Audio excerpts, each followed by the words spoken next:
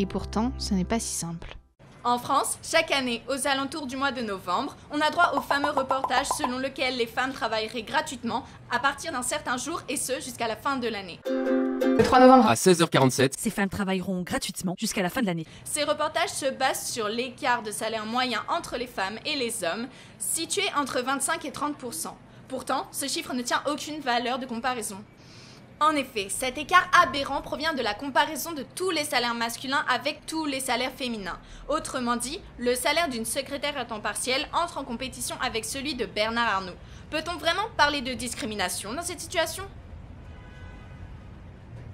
Quand on compare les salaires à type de contrat équivalent, l'écart chute de 10 points. À même poste et à même durée, ce chiffre tombe alors pour atteindre 10,5%, résultat affiché par l'Observatoire des inégalités comme étant toutes choses égales par ailleurs.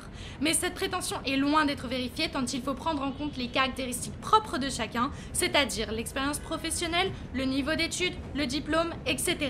En prenant un maximum de ces caractéristiques, la différence de salaire entre un homme et une femme à même poste, à même niveau, à même fonction, dans une même entreprise, chute alors à 2,7% en 2018.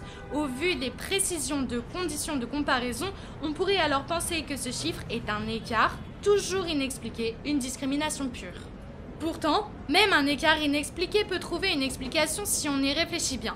Productivité, efficacité et surtout négociation des salaires sont des caractéristiques qui n'ont jamais été prises en compte dans les mesures tant ils sont difficiles à quantifier. Peut-être même qu'ils n'ont aucun impact et que ces 2,7% relèvent bien de la discrimination pure et simple. Pourtant, si on réitère l'opération entre deux hommes ou deux femmes, on pourrait s'attendre à ce que leurs salaires soient toujours inégaux. Mais, dans tous les cas, une valeur si basse rend la mise en évidence d'une discrimination salariale homme-femme bien plus difficile. Et pour cause, depuis 1972, la reconnaissance du principe à travail égal, salaire égal est inscrite dans le Code du travail et ses dispositions d'application sont régulièrement durcies, comme en 2006 ou en 2019. Discriminer sur une base autre que celle du travail accompli revient donc à s'exposer à des sanctions.